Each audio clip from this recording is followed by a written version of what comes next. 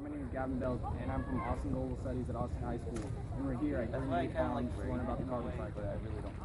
Carbon dioxide is the main molecule that transfers throughout the reservoir. It's the most threatening greenhouse gas. I'm here with Jake, and he's going to give us a quick summary of the carbon cycle.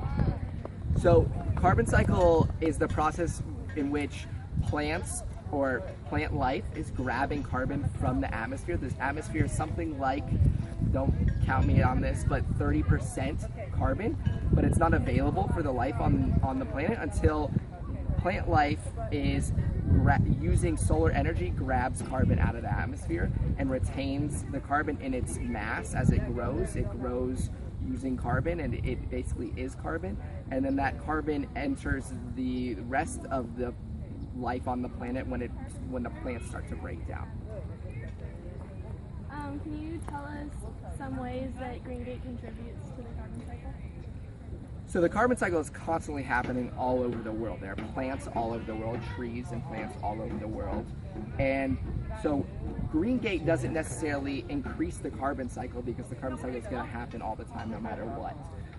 The difference that GreenGate makes is, as an organic farm, it, I suppose, slows the rate of the carbon cycle.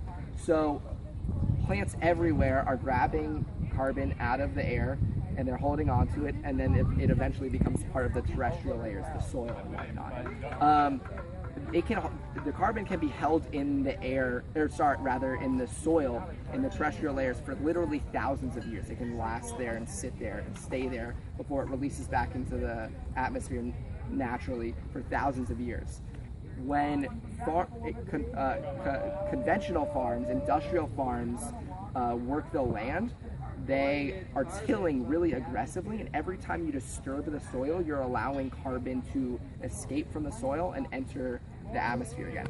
That isn't discussed so often, but that's one of the biggest contributions to greenhouse gases and therefore climate change, is the intense working of the soil that then allows carbon to escape. The thing on organic farms is organic farms try to mitigate that and try to not work the land as intensely and let the land kind of retain its natural qualities as much as possible, so the carbon stays put much longer. And hi guys, I'm also from the Academy of Global Studies. Carbon is good because it's in all living things and in our atmosphere. Carbon is in almost everything and in living organisms.